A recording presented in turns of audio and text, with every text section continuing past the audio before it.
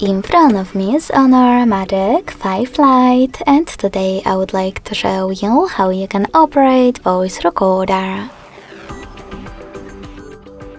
First of all, find Recorder app and click on it. Then select Allow in all pop-ups, and before starting your recording, tap on those three dots at the top right corner. Over here, click on Recording Quality and apply the best option for you. When you finished, tap on this red button to start your recording. You can pause it or unpause it by clicking on the right one. Add a bookmark by selecting the left one.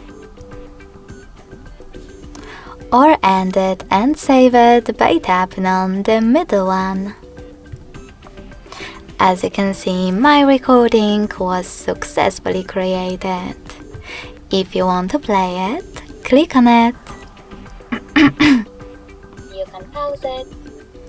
In order to delete it though, hold it, select the delete option at the bottom, and confirm your choice in the pop-up. If you wish to rename it instead, hold it as well. But this time choose rename next to delete and type in wherever you wish to. Lastly, hit OK. Thanks so much for watching. If you enjoyed this video, don't forget to leave a like, comment and subscribe. Bye!